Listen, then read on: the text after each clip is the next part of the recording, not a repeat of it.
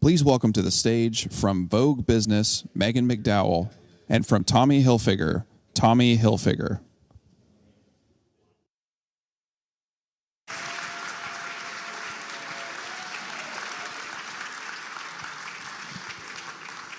Thank you so much. It's great to be here. And hello, Tommy. Thanks for joining us. Thank you. It's an honor to be here. Hello, everyone. Beautiful venue. Just flew in from New York. It's much more beautiful here. Absolutely. So I'm the Senior Innovation Editor of Vogue Business, and that means I cover all things technology and now Metaverse, which I know we've probably all heard. We're probably a little sick of hearing that word. But you have been a very early adopter, so I look forward to hearing about that.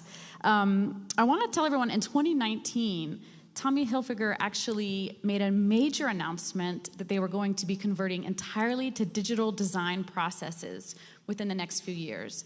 And that was such a big statement. It was before the word metaverse, before Facebook was meta, before everyone's kids were like spending all their allowance on Roblox. And you kind of came out really early in this 3D thing, but you did it internally first, which is kind of interesting. So tell us about that decision and how that's going. A friend of mine, Jeffrey Katzenberg, was one of the founders and owners of DreamWorks. And DreamWorks in Hollywood has been doing animated films for many years. So they did everything by 3D design. So Jeffrey came to me and he said, "Did you ever do 3D design in fashion?" And I said, "No, I haven't. I don't know of anybody who has." And he said, "Look at how it could help you." And one of the ways it helped was that in designing 3D, you can send the 3D image to a factory across the earth, and they can see every single stitch, every single detail, and be able to then make a pattern out of that and make a garment. So we adopted 3D design. We now have a large design center with 300 designers, all trained to do 3D design. And then we converted the 3D design into video games. And that's where young people are shopping today, via video games. Absolutely. You know, it's interesting, if you go to TommyHilfiger.com, a lot of the pieces are actually 3D renders. Like this outfit is Tommy, I bought it on TommyHilfiger.com, and when I was looking at the pieces, I was like zooming in so close. I was like, is that 3D? But you can't even tell. Like, it's amazing. So like when people are shopping now, they're seeing these 3D renders, which is so impressive. We also did digital showrooms, and the digital showrooms allowed the buyers to basically stay home and buy from their iPads. So all of our collections were up on big screens in our showrooms, and we didn't have to make the thousands of samples we used to make. Right. So they would look at everything on the big screen, either at home or in the showroom, select, and then it would basically show at the end of the session everything the buyer selected, every color, every size. It's such a creative tool, and as you mentioned, it's kind of parlayed now into more consumer-facing means, including video games and digital fashion. So would you say, like, how has this process of converting to digital design, how has that influenced maybe even your internal mindsets, or has it made it easier to convert into video games or other means? Well, it's a process that is almost seamless. When you're designing by 3D, you could put the 3D designs into video games, and the video games are done initially by putting avatars in the games into skins, which are digital clothes. And when the gamers' friends compliment their avatars or themselves on different fashion, then they come to e-commerce and buy the real thing. So it's really what we're calling phygital. It's physical and digital. Mm-hmm. And with our fashion show recently in New York in September, we were physical and digital. So anything you saw on the runway, or most of what you saw on the runway, you would see in a digital form, and you could buy digital for a fraction of the price, yes, and buy the NFT at the same time. Okay, we just threw out a lot of terms. We're going to have to take everyone on our journey here. Okay, so you mentioned the see now, buy now concept. And now with digital fashion, it's see now, buy now, wear now. So let's back up just a second. Talk to us what that means, see now, buy now. Because I believe as early as 2016, that's something you started, and it's been successful, and you've kept on doing it. Yeah, that's right. So we'd like to keep our brand youthful. And the way we keep it youthful is to listen to the youth. And what the millennials and Gen Z were telling us was that they wanted immediate gratification. They want to see something and buy it immediately. And most design houses in the world, the majority, the vast majority, show their fall collection in February and deliver the clothes to the stores in September or late August. By the time the clothes reach the selling floor in the stores in, say, late August, September, the younger consumer is tired of looking at what they saw on the runway. They've seen it on social media. They've seen it on celebrities. They've seen it on the digital sites. They've seen it in magazines. They've seen it on television. So they want something new and fresh. So that's why we converted to see now, buy now. Because people during the show, the audience, either at home or wherever, because it's streamed worldwide, can click and buy with their phones and receive it the next day, or if they're in the region, the same day. So interesting. So then you mentioned the see now, buy now, wear now, which wasn't possible before we had digital clothing. But you mentioned the September fashion show you had, which was amazing. It was all these celebrities, but you also had Roblox streaming during the show, and you could claim an NFT at the show. There's a station to claim an NFT, and I think we see some pictures now. There were Tommy items that appeared simultaneously in Roblox that the youth could buy and wear on their avatars. Is that correct? That's correct.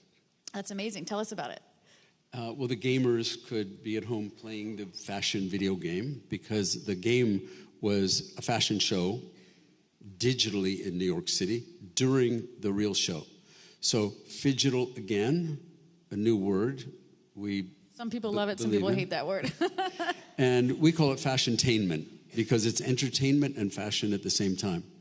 But we like to stay a step ahead because we believe that the world is changing very rapidly and we want to be in tune with it, but not behind it.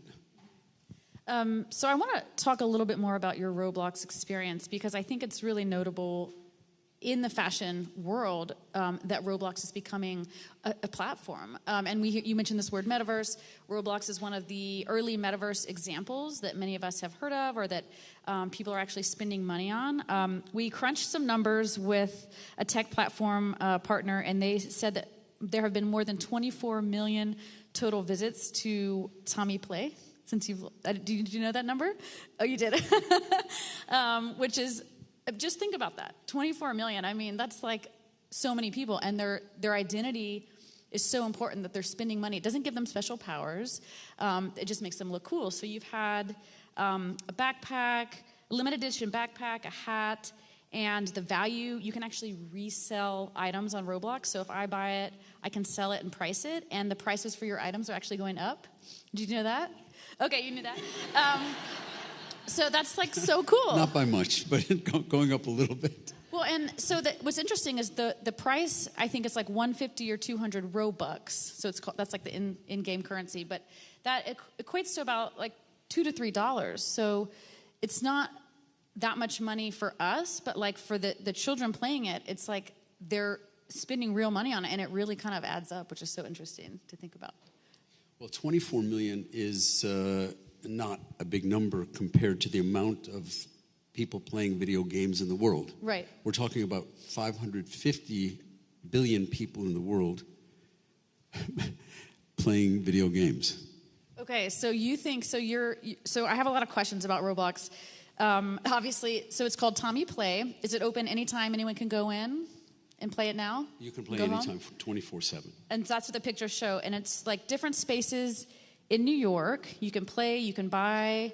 Do you think that, like, is your hypothesis that these people are going to grow up and buy physical clothing that matches what they wore on Roblox. Yes, that's what's happening. It is happening. That's what's happening, and that's the intent, that they'll buy what they buy in digital form.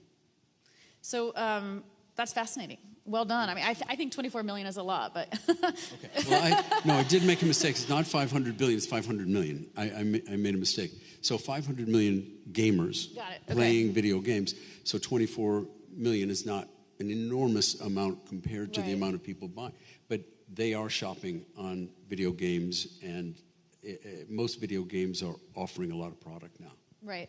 I want to talk about something else you actually had at your show. There's this concept going around. I don't know if you guys have heard of it. It's called like synthetic celebrities or like virtual influencers. And it's kind of mind-bending the same way digital fashion is. It basically refers to celebrities or characters that have been created that might have Instagram accounts or might be in movies. They're not real. They can look real. You've partnered. So here we have a picture. There's a group called Super Plastic, and they've been sort of called like the Disney of the Metaverse.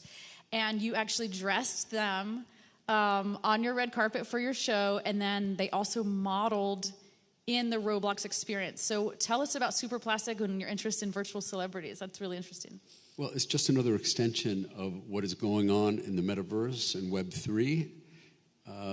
They're like characters. Yeah. Like, Disney has characters and Marvel has characters. They're like characters, but the characters are more fashion-oriented and a little bit juvenile, youthful, but fun. Yeah, and they have their own Instagram account. Like every single character has its own Instagram account, and they like did an NFT drop, and like they crashed the website of Christie's. Like they're kind of cheeky. Like they do bad things. So I guess nothing bad happened at your show. I'm hoping they behaved. Not that we know of. I think what's so interesting is that I remember when I started reporting on tech and innovation, like the innovation was Instagram, and then bloggers, and they started going to fashion shows, and it was kind of this tension in the fashion world on, well, why are they going and why are they sitting in front row? And then it was TikTokers and YouTubers, and now it's gamers, which you mentioned, and it's these synthetic celebrities. So tell us about your relationship. I understand you have supported some esports players as well, so tell us about that. Well, esports is another very large digital platform that will supposedly be bigger than the NFL and the NBA combined within the next 3 to 5 years. So again, it's gamers playing sports games, and arenas are filled with people watching them play sports games. So we took 8 of the top sports gamers in the world who have their own large social media following, and we asked them to help us design what they think is cool. So we took their ideas, put them into our kitchen and our blender, and made them a part of our collaborations, you could say. They are very influential in their own right. They're like sports stars, but they don't really dribble on a court and shoot into the basket. They do everything with a console and through video games. So you invited some of them to your show as well. I met one on the way in. That's so neat. And she said it was her first time at a fashion show, which, how cool is that? And her Instagram following is amazing. They had fun. They had a great time. Yeah, that's so cool. Do you think like one day you might design like Roblox first and then kind of see what gets traction there and then make it in the physical world back to this digital concept? Like, is that something you would see happening? I would say never say never. Right. Because 20 years ago, I was talking to people about e-commerce, and the majority of the people we talked to said nobody will ever buy clothes on the internet. And that was only 20 years ago, which is not that long ago. I was much younger then. and I mean, the fact that the internet is now selling high-end jewelry, clothing, experiences, custom clothing is phenomenal. So I would say never say never. Well, and we saw the same thing happen with social media and Instagram, and now you can shop on Instagram. And it was like a big deal to think of a brand, oh, well, if people can comment on what you post, is that okay? Like, it's changing the dialogue again, I think, in a similar way. It's all changing. And eventually I could maybe click on Beth Ann Hardison's outfit and have it delivered to my house the next day. With our glasses, with our smart glasses. Well, look, she knows style. So I could see a lot of people clicking on her outfit, trying to have it delivered to their house the next day. But seriously, that's going to happen. And you could even identify different brands by an app that will allow you to point to a person, click, and then know exactly what it is. But you can do it with trees and plants as well. That's actually so cool. Like, one time I was boarding a plane, and this is totally off the script, but I saw this lady, she had a great bag, and I went on Pinterest, and I did an image recognition on Pinterest, and it found which bag. Exactly. I mean, that's amazing. So it's amazing. It's all changing very rapidly, and we have to keep up with it. Yeah. Otherwise, I think if you fall behind, catching up is an impossibility or so difficult, it will put a lot of people out of business. And people who aren't sustainable and aren't making sustainable clothes in the future will run into the same problems. And I think Tracy knows that very well. But the fact is that I think we have to protect the earth, so therefore everything we're talking about is very sustainable. Digital clothes are not going to go into a landfill. That's an excellent point. I'm so glad you said that, because in 2019, when you all announced you were converting to digital design, that was such a sustainability moment. It wasn't just a tech moment, because if you think about it, you don't have to throw away these samples. You don't have to waste the fabric. You don't have to send stuff back and forth across oceans. And the item, if the technology works as it's supposed to, you don't produce it until it's actually paid for. So they want that piece. Like, that's amazing to me, and it just makes so much sense. It all has to do with sustainability. I mean, all of what we're talking about makes the world more sustainable. So you mentioned, okay, now we're getting to the word NFT, which is like the metaverse and NFTs and Web3. I feel like all of those words, everyone is like, okay, not this again. We're like in peak hype for NFTs. Fashion has a very complex relationship with NFTs. What is your take? I know you mentioned you had an NFT, like a token of attendance at your show. Do you see more NFTs in your future? What opportunity do you see there?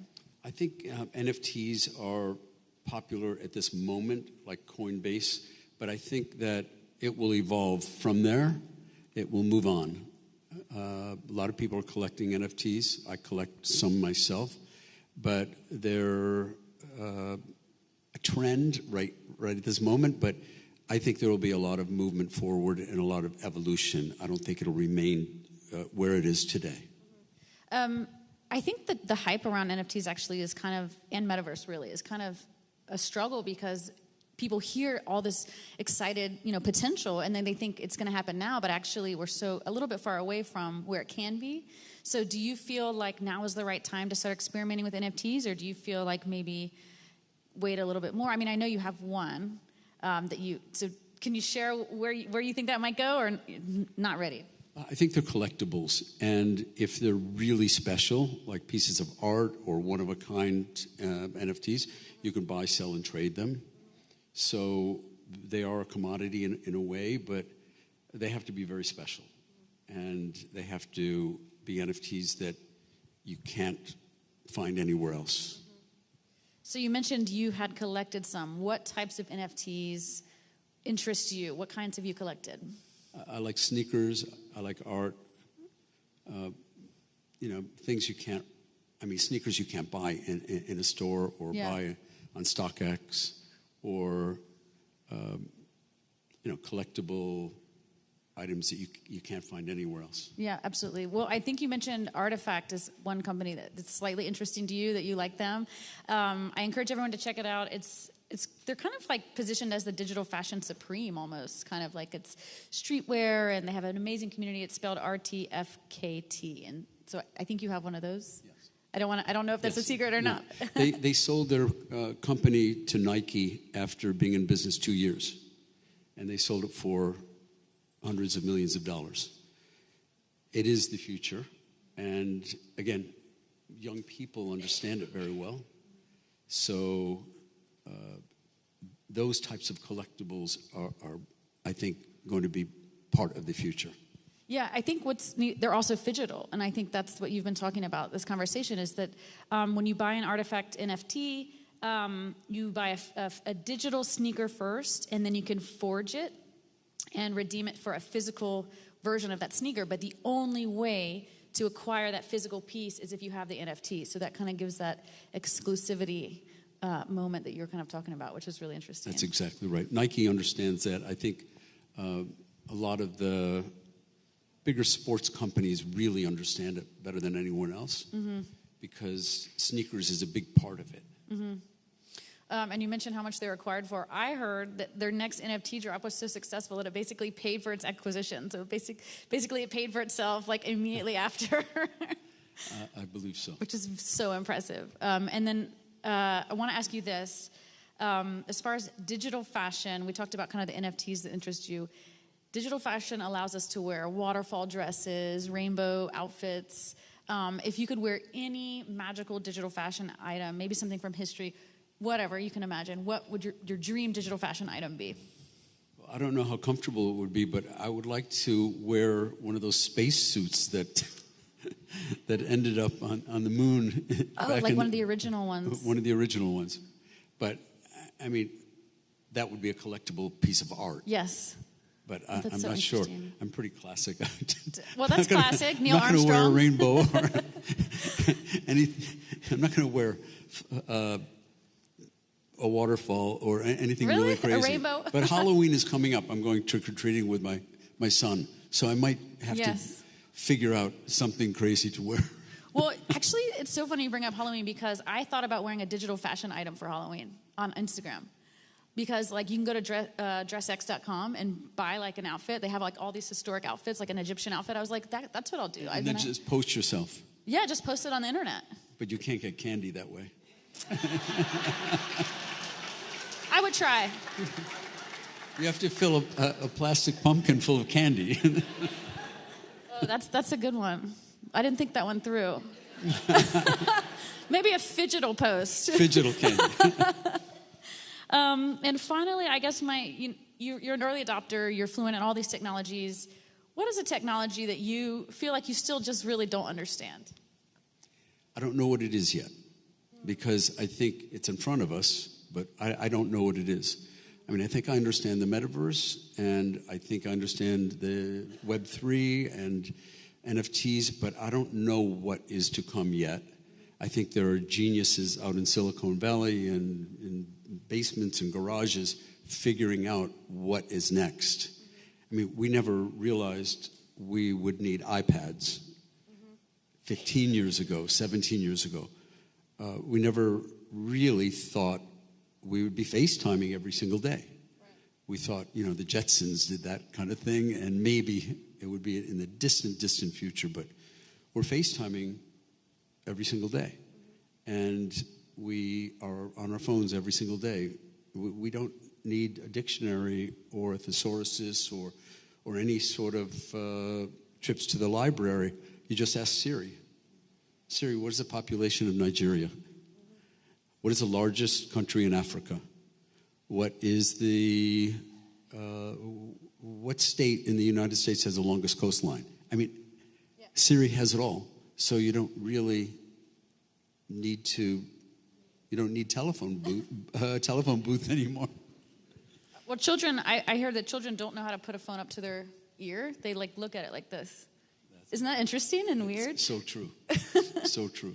Well, what can you tell us what's next? What do you predict is next in the fashion tech digital landscape? Well, I think we have to take sustainability very seriously, and maybe technology with making fabrics or technology in figuring out a way to keep us more sustainable is really important. But it might have to do with social media. It might have to do with teaching. I mean, during COVID, I think we learned that we didn't have to be in an office or in a school, in a classroom. We could do everything by Zoom. So I think that Zoom will become way advanced, where we'll be on a Zoom call and we'll feel that we're actually in the exact same room with someone.